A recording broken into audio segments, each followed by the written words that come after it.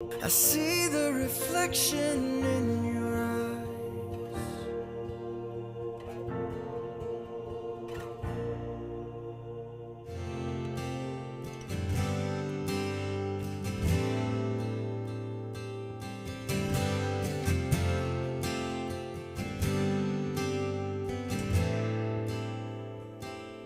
It's not just what you did, it's what you're doing. Not just how you move, it's how you're moving.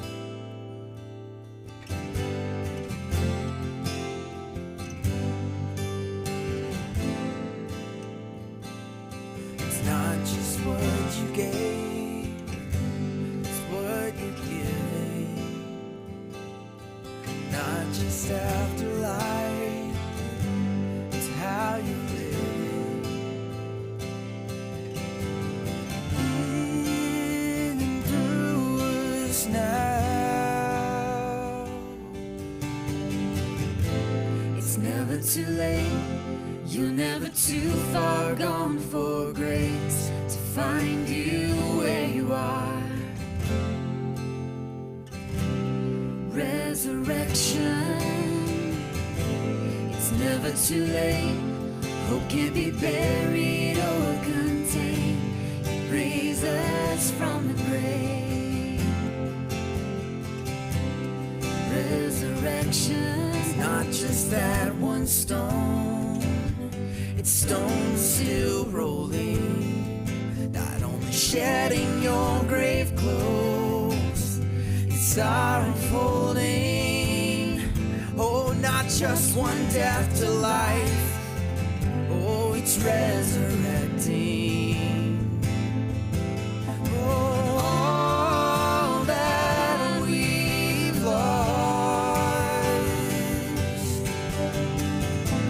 It's never too late, you're never too far gone for grace to find you where you are. Resurrection, it's never too late. Hope can't be buried or contained. You raise us from the grave. Resurrection,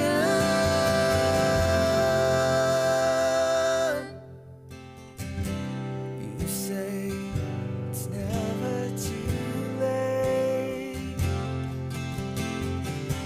You say it's never too late. You say it's never too late.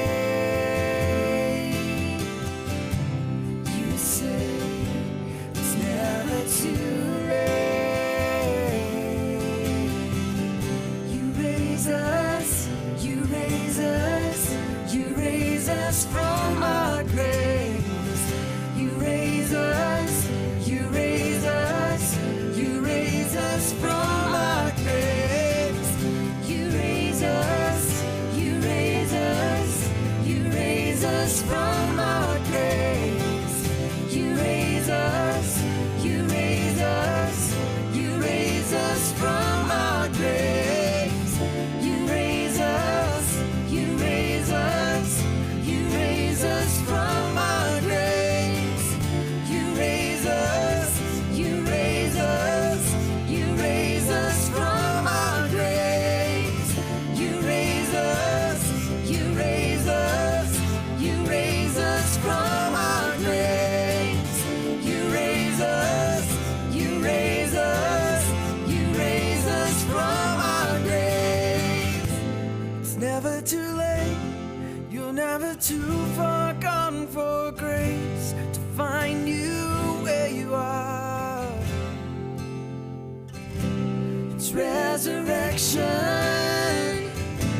it's never too late. Hope can't be buried or contained. You raise us from our grave. Resurrection,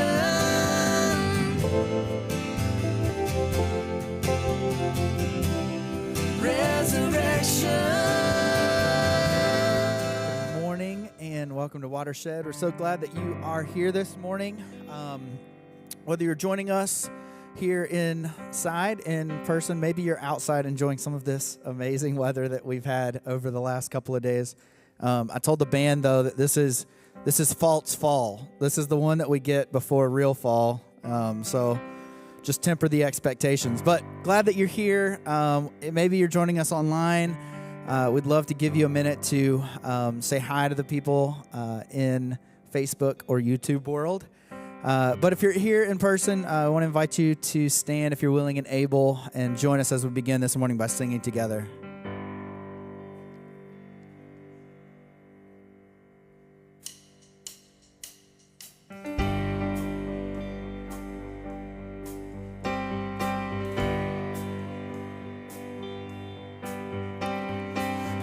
Turns to morning, you have been waiting,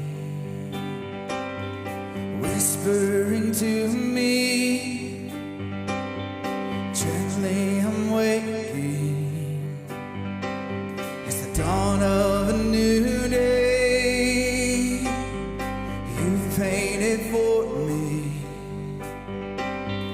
colors exploding, telling a story. I'm waking up, I'm waking up.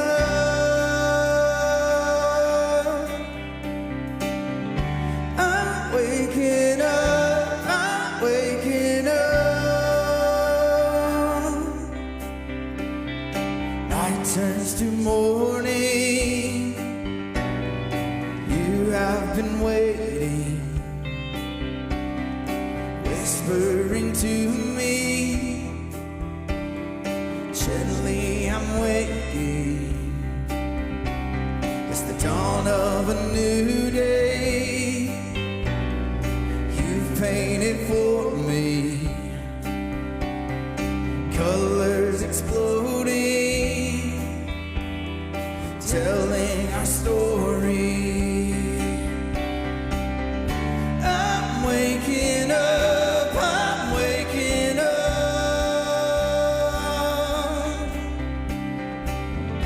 I'm waking up, I'm waking up. I'm waking up,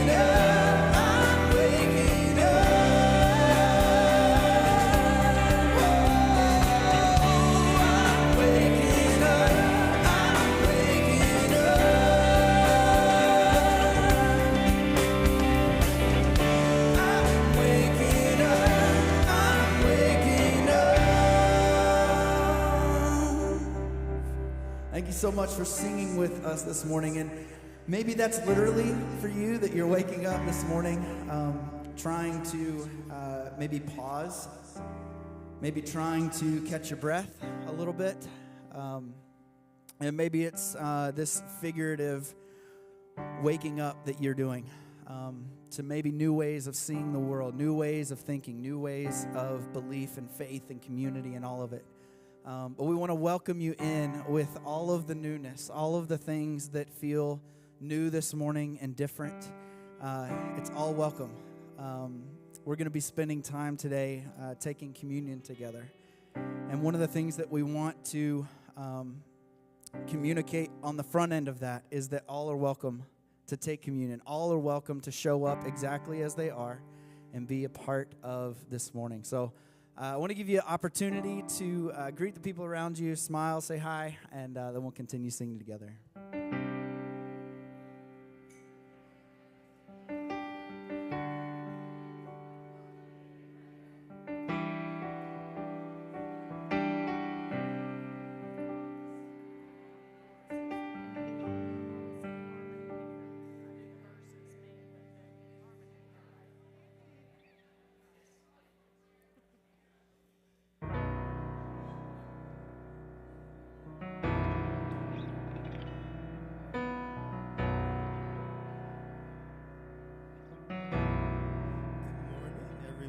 Good to see you. As you are settling in today, greeting each other, participating in community, I just want to welcome you again into the space. This past week, I got the chance to travel to Colorado for a rest retreat. And I don't know if you've ever been to Colorado. If you fly into Denver, it's kind of like super flat, but then like right behind the city in Denver is like the Rocky Mountains, and it's beautiful. And the theme of this retreat was just about like rest and restoration and sort of letting our spirits settle. And I thought, how profound is that? That when we rest, we invite spirit in. We invite the voice of God into our bodies to kind of pause into stillness. And so the next song that we're about to sing uses elements like fire, wind, and it just kind of put me in that posture. So will you invite Spirit to rest on us today is my request as we sing this next song.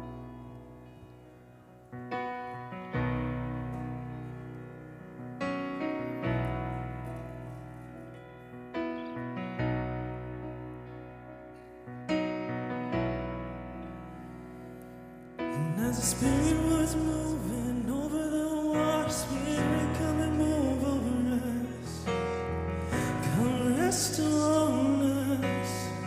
Come rest on us. As the Spirit was moving over the water, Spirit, come and move over us. Come rest on us. Come rest on us. So calm down, Spirit, when you move. Make my heart pound when you feel the room. You're here and I know you are moving, and I'm here and I know you will feel me come down. Spirit, when you move, you make my heart pound when you feel the room. You're here and I know you are moving, and I'm here and I know you will feel me.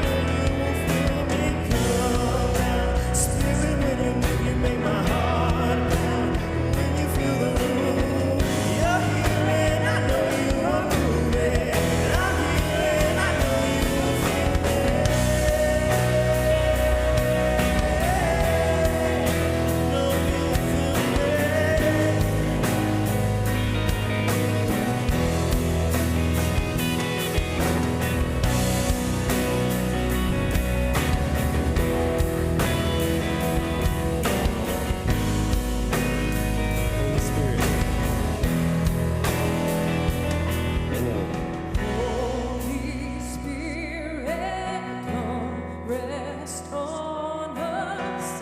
You're all we want. You're all we want. Holy Spirit, come rest on us. You're all we want. You're all we want. Holy Spirit, come rest on us. You're all we want. You're all we want. Holy Spirit, come rest on us. You're all we want. You're all we want. Holy Spirit, come rest on us. You're all we want. You're all we want. Holy Spirit, come rest on us. You're all we want. You're all we want. So come now, Spirit, when you move, make my heart melt.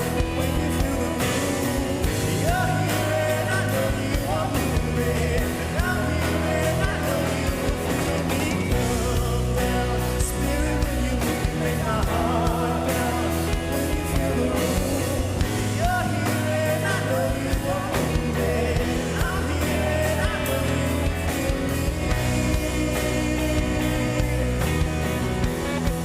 I know you'll feel us up.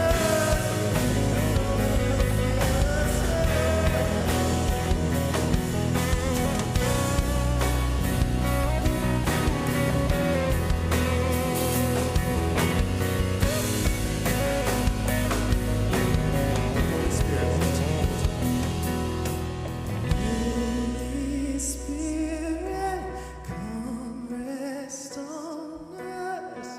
You're all we want. You're all we want. Holy Spirit, come rest on us. You're all we want. You're all we want. Thank you for being here this morning. You can be seated.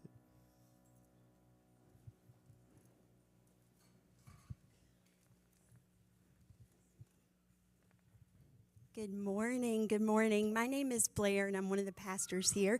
I'm usually down the hallway, so it's been a while since I've been in here, and you guys are much bigger than the people I'm used to. So I would like to say welcome this morning. I am so glad that you chose to spend part of your week here with us. And there's a few things that we want to let you know about that we are doing outside of a Sunday morning, things that we think are important and things that we value here. And so the first thing I want to start with is probably the most exciting thing. It's our Pride Parade that's coming up next Sunday. So we will be joining in on the Pride Parade. We're going to be marching. And so if you would like to join us in that, we do ask that you register. If you don't register, you can still show up. But registration is the way for you to get all of the details. And I think, I wrote it on my handy-dandy notes over here, 12:45, we're going to meet up on Tryon between 10th and 11th Street. So you can remember that, or you can sign up using this little QR code so that you get a reminder this week. We're very excited about this, and we hope that all of you in this room will join us. I know some of our families and kids are also excited to be there. So that's the first thing. Second thing is we have Preface that's coming up, and Preface is a 4-week in the evening during the week time place where people get to know Watershed better. So you can hear the history. There's philosophical conversations that happen, theological conversations that happen, but also it's kind of that space where you can ask questions about what Watershed values, who we are, and what we find is important. The next Preface that's coming up is September 13th will be the first one. And because we love this so much, we actually offer free childcare. We do. All you have to do is register, so you don't have to pay anything. So parents, I know, You want just some free time. Wouldn't you love a few hours where somebody's not saying, Mom, Mom, Dad, Dad? Somebody else can take care of them. So, if nothing else, you can come to breakfast just for the child care before school starts. And then the third thing I want to talk about is it's a lunch bunch that's coming up. So for those who don't know, we're going to talk more about this in the coming weeks. But our children's ministry and student ministry are kind of getting married and merging into like a family ministry model.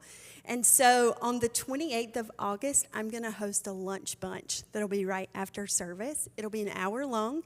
If you have ever considered wanting to jump into either of those spaces, then I would recommend that maybe you stick around. You coming to the lunch bunch does not mean that you are committed for the rest of your life. I promise. It's not one of those where you bring cookies one Sunday and then all of a sudden you're on the schedule every week. It's more of a just hear what we're dreaming about and what our vision is and how you can fit into that, because our kids need you. And I would argue that you need our kids. So I think that our hallway and our cellar are two of the best places to be on a Sunday morning, and we'd love for some of you to join in on that with us. So again, there's a registration code, and if you need childcare, that's something you'll put in there, because I will arrange that if I have people who need it. And I even put a spot where you could tell me the things you don't like to eat. Somebody put onions. So there won't be onions. I can tell you that right now. So I don't know what else you want to put in there, but feel free to jump in. And then finally, I just want to say that we are grateful for those of you who give. We are trying to move to more of a recurring giving model where every month there is giving that we are aware of and that we know is coming. And so we're asking for new givers every single month, 5. I know for August we have 1 so far. It's $25 a week, which totals to $100 a month, of course. But I would say even if you wanted to do $5 a week, $5 a month, there is so much that your money that you share with us fuels in this space. I wish that I could share what my week looks like whenever I come back from a coffee or a meeting with somebody and they talk about the importance of Watershed in their lives.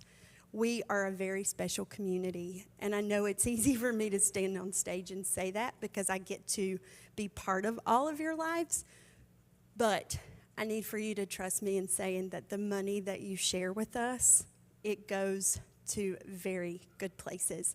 And some of those are coffee dates, and some are, you might see cornstarch on me because we're making cloud dough down the hallway today, which my teachers are really excited about. Come to Lunch Bunch and I'll tell you even more. So all that being said, those are some spaces and opportunities that we would love for you to jump into with us. We're happy you're here this morning. Thank you.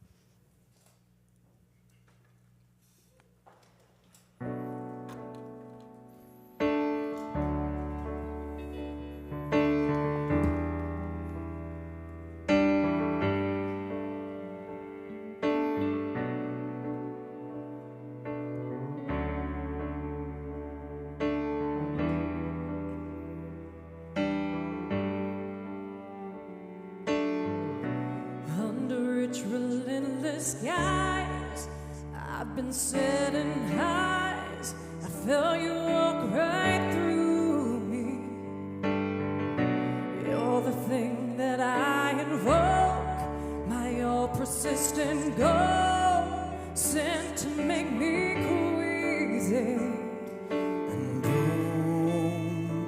it's hard now, the time.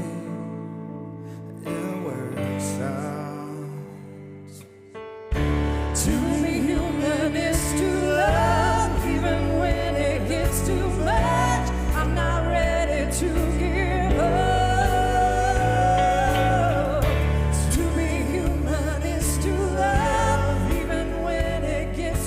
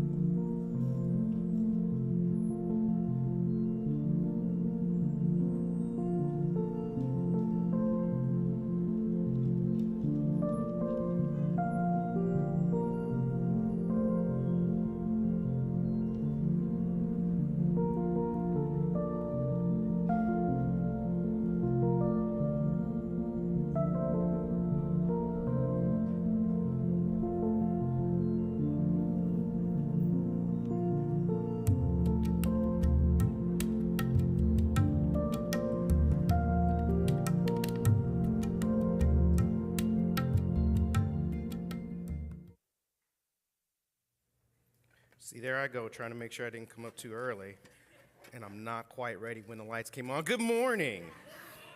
How's everybody doing? Good. Glad to see everybody's got their coffee or their tea or whatever their morning routine is.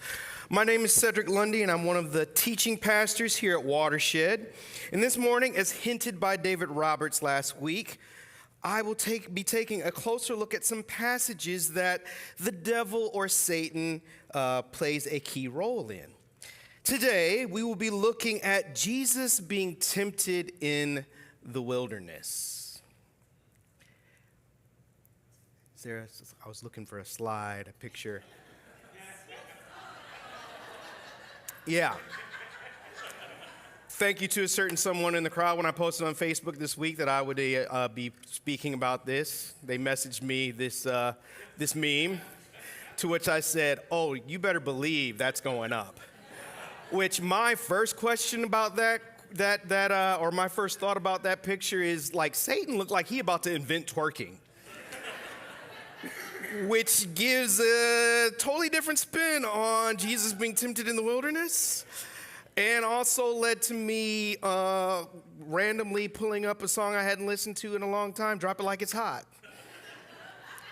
And I'll stop there because every other joke that I have borders on slightly inappropriate. But that being said, one of the texts, because there's three accounts of Jesus being tempted in the wilderness, one in Matthew, one in Mark, one in Luke, and Matthew and Luke's account goes into great detail. Mark's account just says, like it happened, and it moves on.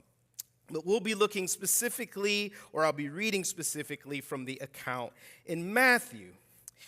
And it says, "Then Jesus was led by the Spirit into the wilderness to be tempted by the devil. After fasting 40 days and 40 nights, he was hungry," which just for context's sake, in the other account, it makes it almost sound like this happened during the 40 days and 40 nights, whereas this one kind of make it sound like it wasn't until after the 40 days and 40 nights, but I digress. And the tempter came to him and said, "If you are the Son of God, tell these stones to become bread." Like, bro, you hungry, and you're divine. Like, dude, just, touch it and make it into bread, or command it and make it into bread. No big deal, right? And Jesus answered, "It is written, man shall not live on bread alone, but on every word that comes from the mouth of God." Then the devil took him to the holy city and had him stand on the highest point of the temple. "If you are the Son of God," he said, "throw yourself down, for it is written, he will command his angels concerning you, and they will lift you up in their hands so that you will not strike your foot against a stone." And Jesus answered him, "It is also written, do not put the Lord your God to the test." Again, the devil took him to a very high mountain and showed him all the kingdoms of the world and their splendor. "All this I will give you," he said, "if you will bow down and worship me." Jesus said to him, "Away from me, Satan, for it is written, worship the Lord your God and serve him only." Then the devil left him, and angels came and attended him. All that being said, right, with this account, with just the devil coming and, tempting Jesus, and basically just showing up in the scene in a very strange and particular way that leads to all kinds of questions, right? I want to acknowledge that we have people in the room who grew up in the church. And so your maybe perception and understanding of what you learned about the devil, what he does, how he operates, what he looks like, has maybe been shaped by being in those circles, raised in that tradition. On the flip side, I would be amiss if I didn't acknowledge that we have plenty of people in the room, tuning in online or listening to this later, that didn't grow up in the church and perhaps have found this story confusing or just plain weird. That maybe the devil is also, and the reality of the devil is highly questionable, to say the least. And I would presume that these two crowds, the church crowd and the unchurched crowd, the intersection of our understanding of the devil would be in the arts and popular culture. to which I have a list of my most memorable, I don't want to say top, my most memorable depictions of the devil or Satan in the movies, in film. These are not in any particular order. But the first one on my list is, and this list dates me, I'm just letting you know, because there's been plenty of movies dating back to as early as cinema. Jack Nicholson playing Daryl Van Horn in The Witches of Eastwick. The premise is three women played by Cher, Michelle Pfeiffer, and Susan Sarandon, who are unaware of the power they possess, unknowingly summon what they consider to be the perfect man. He seduces all three of them and their lives dramatically improve, but when they attempt to distance themselves, they see their worst fears materialize. The film does not directly refer to Daryl Van Horn as the devil, but especially at the end, it is strongly inferred. The second on my list is Tim Curry playing Darkness in the 1985 movie directed by all people, Ridley Scott. This is just a weird one to end up in, like, the movieography, the filmography of the man that gave us Blade Runner and Alien and Gladiator. This one just seems like totally out of left field. But in this movie, Satan is represented by the Lord of Darkness, who threatens to destroy all mankind and enter the earth into an eternal ice age. And the Lord of Darkness also steals the hero's girl, Lily, and tries to marry her, which who can blame him, because she's also Sloane from Ferris Bueller's Day Off. And I think that one is like the first movie we get Tom Cruise where he got his teeth fixed. But again, I digress. Last but certainly not least is Al Pacino playing John Milton, which is ironically, I didn't even know this until I looked it up recently. And I worked at the movie theater when this movie was out. So I saw this movie lots of different times. But playing John Milton, which is a reference to, anybody know it? Anybody know it? That's right, Paradise Lost. Who is ultimately revealed to be Satan in human form, manipulates his son, a criminal attorney, who is ignorant of his true parentage, just like he is ignorant that he's the one. Thank you.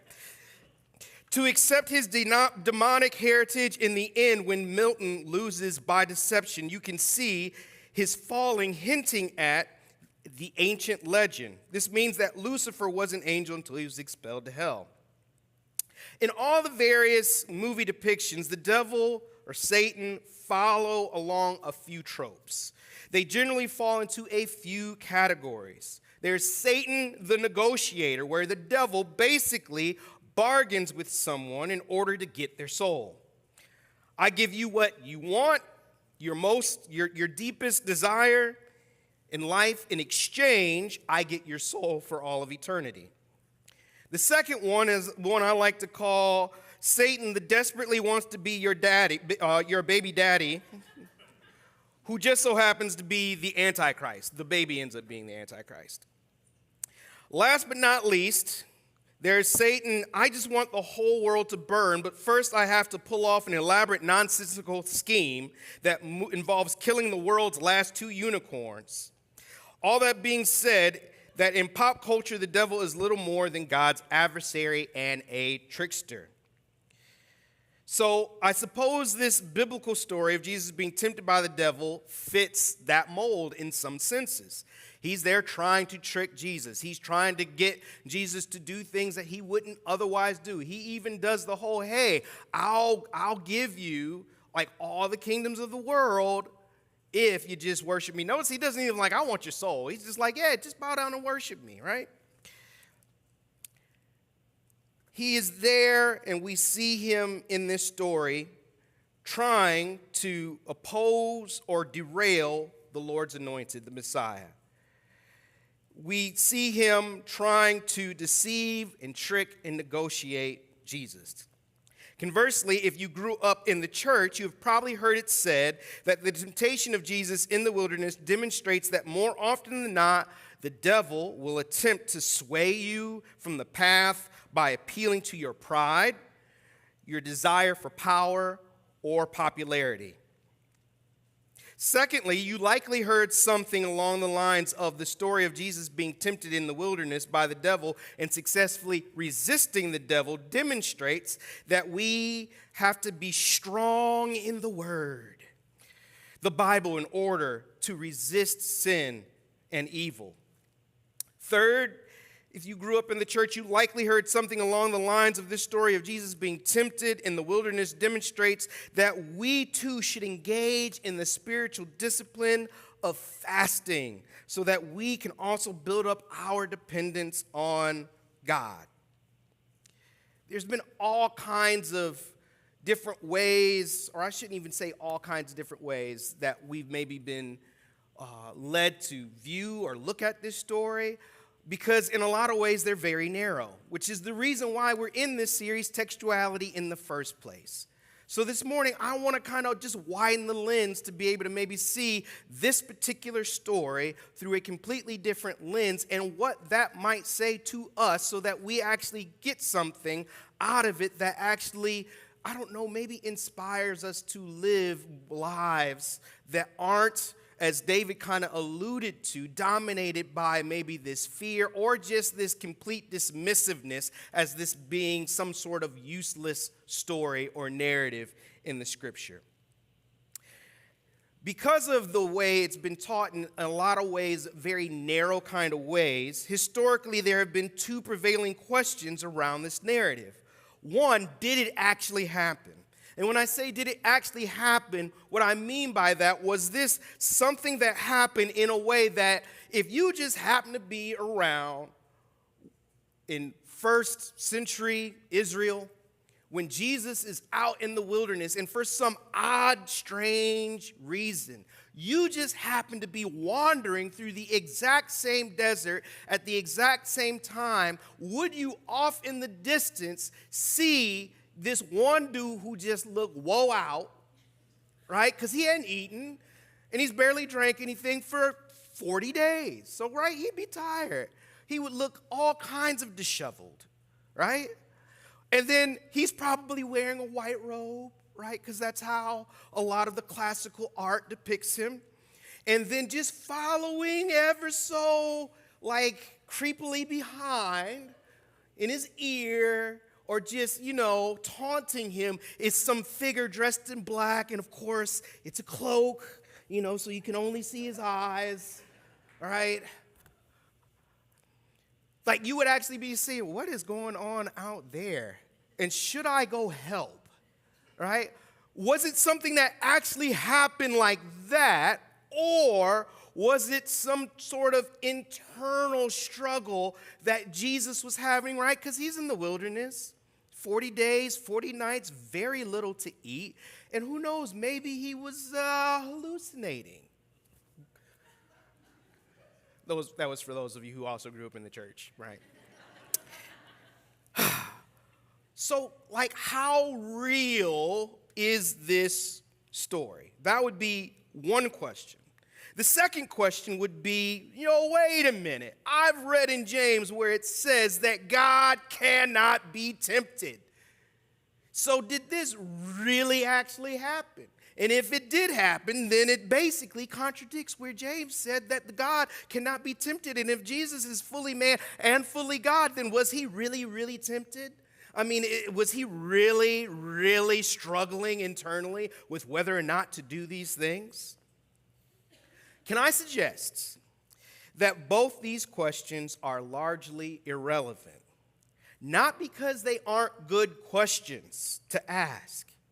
And I say that as someone who every time someone says, in particular to little kids and teenagers, hey, there's no bad questions. Under my breath, I'm like, oh yeah, there is. That being said, to be fair, what I mean by a bad question is sometimes people don't put a lot of thought into their questions, or they haven't maybe done some self-introspection before they ask the question, or there's some questions that are just naive. I just use bad for shorthand. But I digress. Maybe what really is the reason why these questions aren't great questions, or they're questions that are largely irrelevant, is because they are questions that are developed out of primarily engaging with the Bible in order to defend it. That these questions derive out of centuries of Christians trying to prove that the Bible is, quote, true, and largely through modern eyes. It falls into the category of apologetics and reveals that so much of the way many of us have been raised is our primary engagement with the divine is actually through this book and not actually engaging the mystery of the divine. So why would the gospel writers include this story in their accounts? Why would it make the cut? It isn't an accident that this story is here. It isn't an accident that this story takes place or is positioned immediately after Jesus is baptized.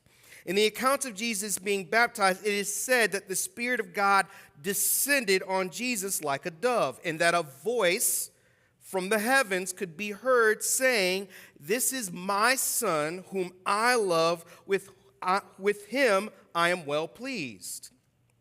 That before Jesus goes into the wilderness, we get this story of Jesus being divinely affirmed. To put it another way, if Jesus is fully God and fully man, he might right now be feeling really full of himself on the God side. So it is not a mistake that the gospel writers would put, not only for, let's say, chronologically, this is the order that it happened, but if Jesus is moving through his life in intentionality, then it also isn't a mistake that Jesus, right after that moment, would then go into the wilderness, because Israel has been looking for a Messiah for centuries. And you just had this apparently divine moment that other people would have been able to witness, where they would then respond in a certain kind of way as to elevate him. And instead, he goes into the wilderness for 40 days and 40 nights. Now, again, if it's about, quote, defending the Bible, then maybe we lead to some of those questions. Maybe we assert or assume certain things instead of perhaps maybe seeing, right? Because, again, we're often oriented around either defending the Bible or ultimately it all about being about Jesus is the way to heaven. And showing that Jesus is, in fact, perfect. He is without sin. So he goes into the wilderness, he's tempted, he doesn't sin, he passes the test, and he can go on with his earthly ministry. But, as has been suggested from this stage by myself and others multiple times, perhaps Jesus isn't all about the way to heaven. Perhaps Jesus is about the way to be human. And so after this divine affirmation moment, Jesus goes into the wilderness for 40 days, 40 nights, which is also not ironic, because also in Israel's history, you had Israel wandering through the wilderness, not for 40 days or 40 nights, but for 40 years, right? That Jesus doesn't eat, and he experiences his humanity. He experiences his frailty. He experiences that he is not, quote, invincible by putting on human flesh. That Jesus begins this journey of pointing us back towards our humanity, which again is not an accident.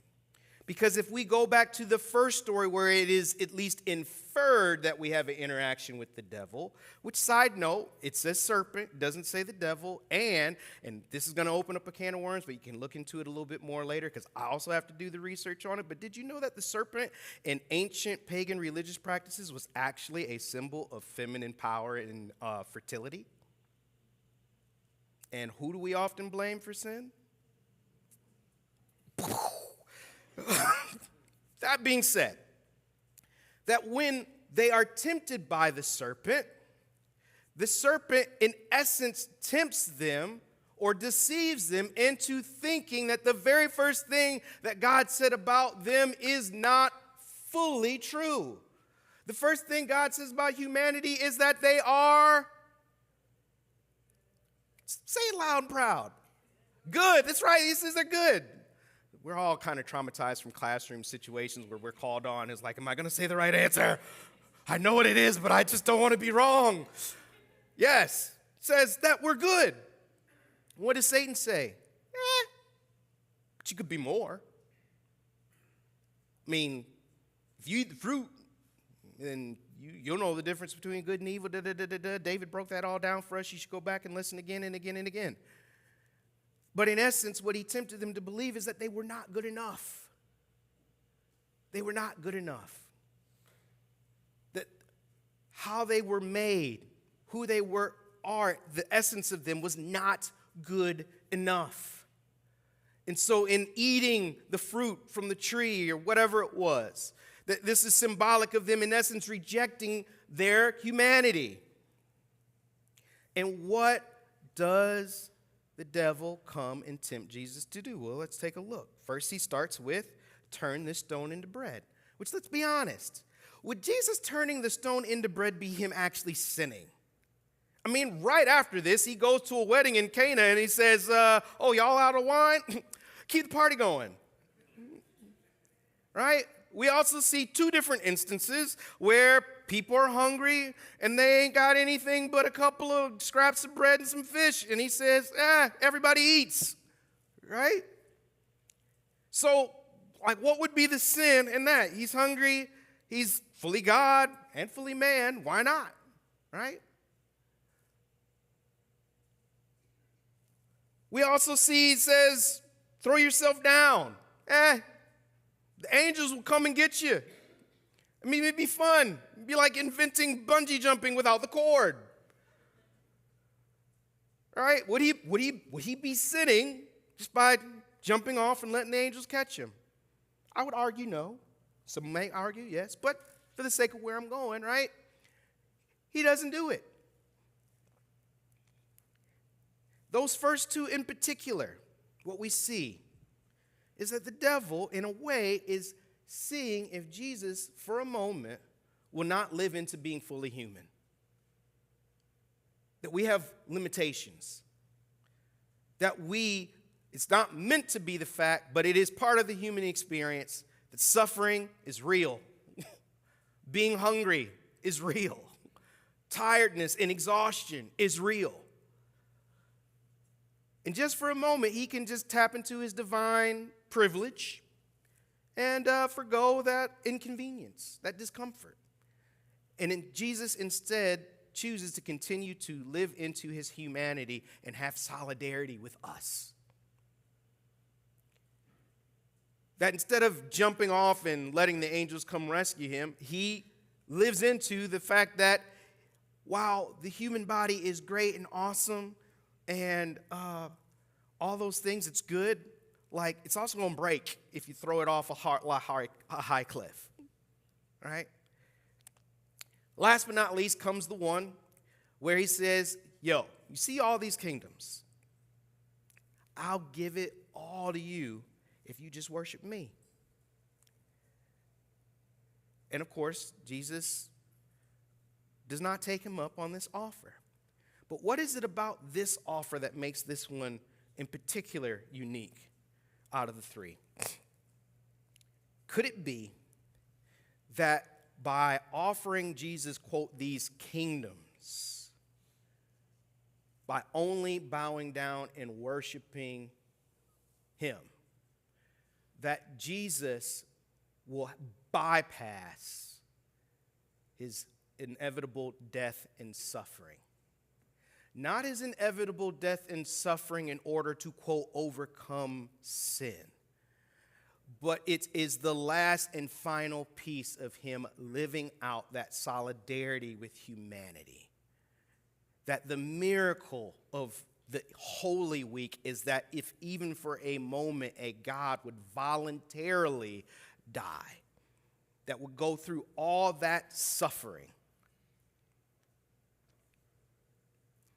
that he would basically forgo having to go through even that experience of death in order to, quote, have the kingdoms of the world.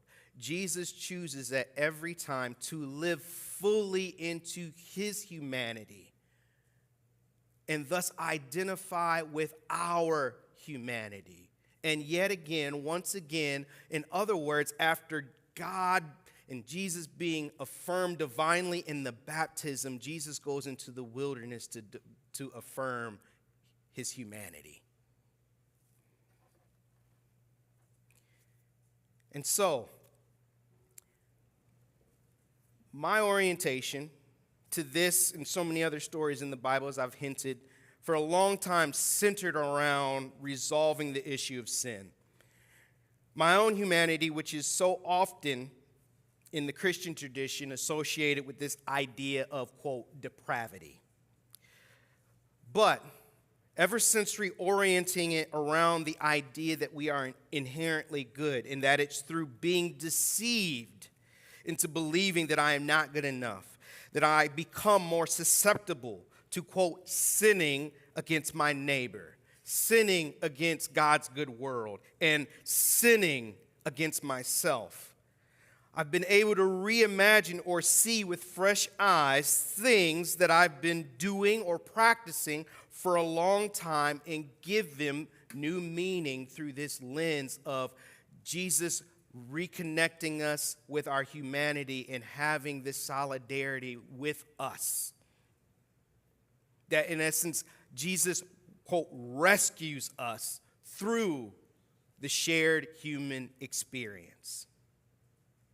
That so often, and for me growing up, church experience focused on the divine aspect of God and of Christ, that oftentimes I miss the things that were also meant to take me back to the humanity of Jesus. And one of those practices in particular that we will have an opportunity to engage in today is communion. That so often when it came time for communion to partake in the Lord's Supper, that it was centered around this practice of me acknowledging that I'm, quote, a sinner, that I have transgressed against God, and that only through this, quote, divine punishment that Jesus basically substitutes or stands in my place. Maybe many of you were also raised with that same kind of tradition. Heck, there were even debates very early on in church history whether or not, or if you were raised Lutheran, that the elements actually literally became the blood and body of Jesus. But it was all centered around this idea of resolving sin. But perhaps, and today could be a chance to practice that if you are so inclined. Communion can be an opportunity for us to remember as we hold these ordinary elements, bread and grape juice, that Jesus stepped into, the divine poured itself into a very real flesh and blood human body, and experienced from birth to death the human experience, your experience. And that the divine saw fit in some mysterious way that we are still trying to wrap our heads around today, that ultimately it was an affirmation that humanity is still good, that the very first thing that God said about humanity is still true, despite the devil's schemes to deceive us into believing otherwise. That if it's good enough for Jesus to walk around in and experience the breadth of the human experience. Because we oftentimes forget, like 33 is old, right, in ancient Israel. First century ancient Israel. So, in a moment, I'm going to, quote, read from the 1 Corinthians chapter 11 passage, which traditionally has been used as the invitation into communion. Here inside the room, there's a basket to the right here and to the left over here. For those of you outside, it is on a table sitting in front of the TV screen, I believe. And after I've read that passage, you are free, if you are so inclined, to come up and partake. And then we will continue with our closing out of this morning.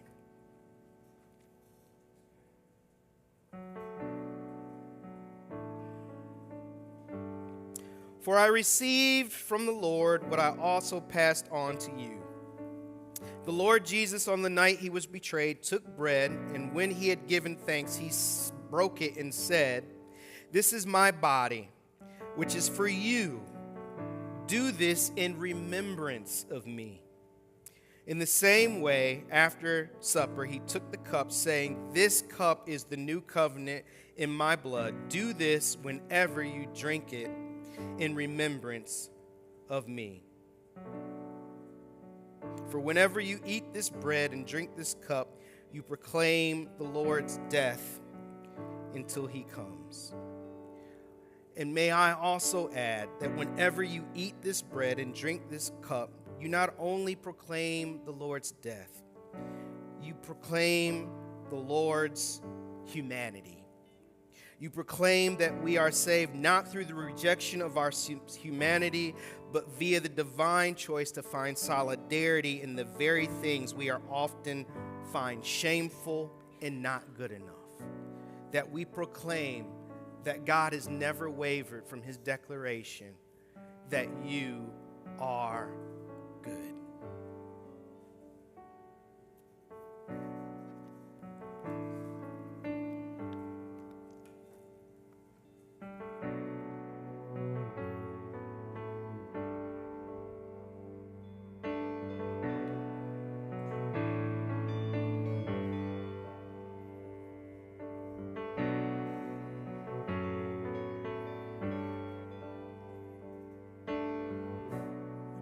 Sure who you really are, when all you feel is the shape of your scars, and you have more wounds than you can count. Open your eyes, look all around. You aren't alone, this is your home. Come and remember who you are here. Do this to remember who I am.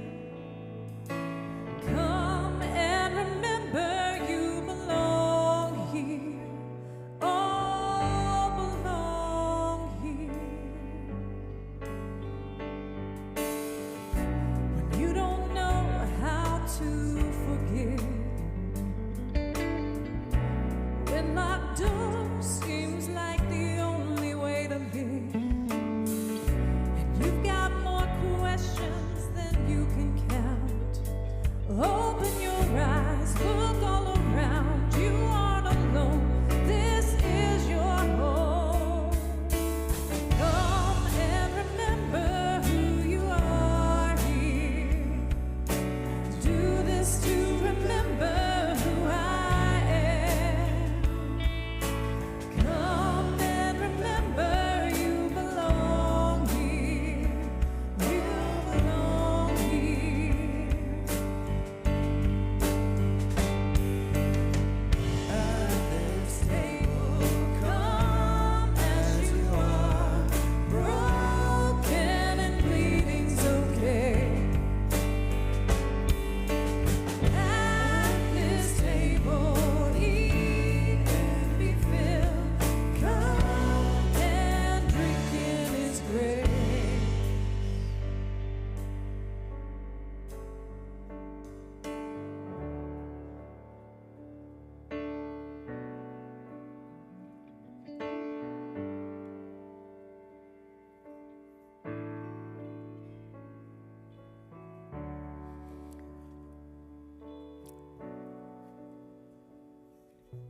O divine.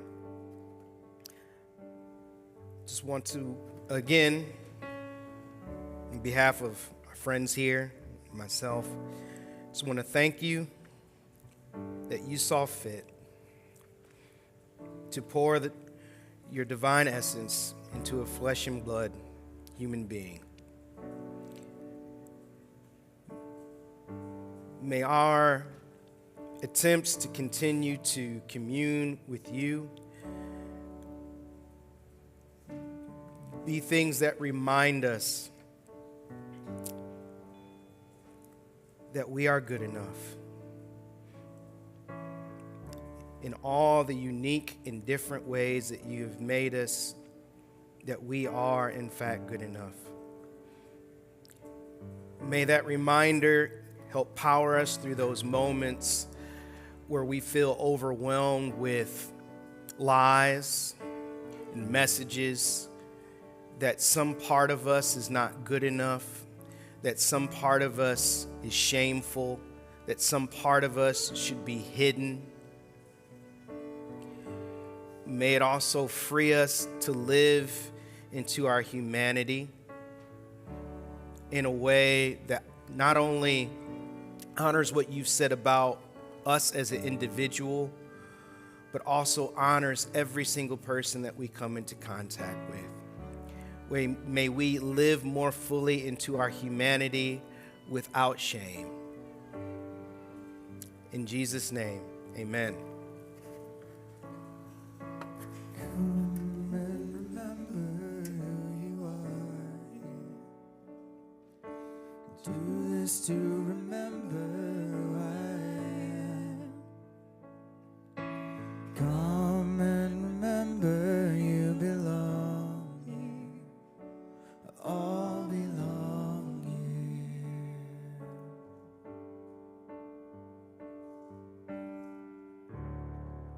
Would you stand as we close this morning by singing one more song together?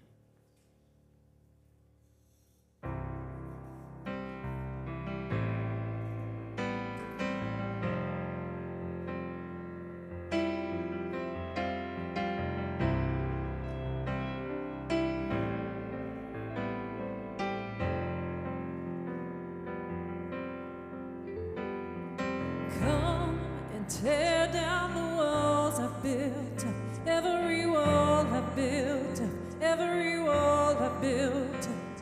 'Cause you deserve every piece of my heart, every piece of my heart, every piece of my heart.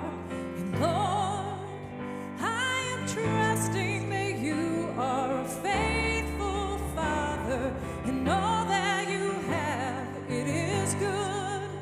You're a generous giver, your love's like no other. Won't you come and break through to me over and over and over again? I am bringing my heart to you.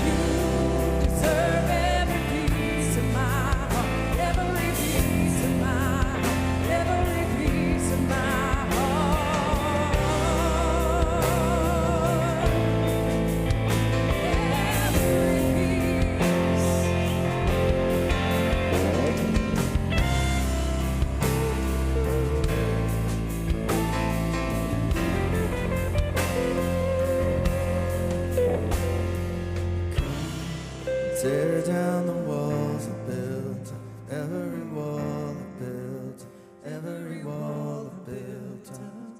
'Cause you deserve every piece of mine, every piece of mine, every piece of my heart.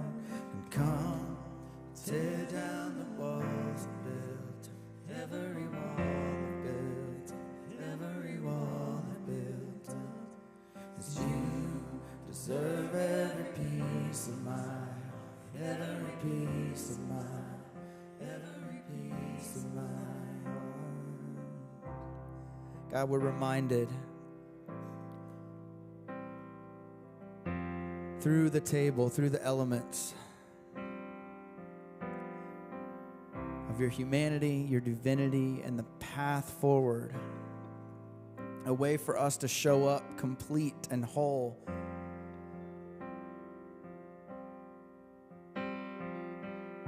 To remember this divine spark in all of us.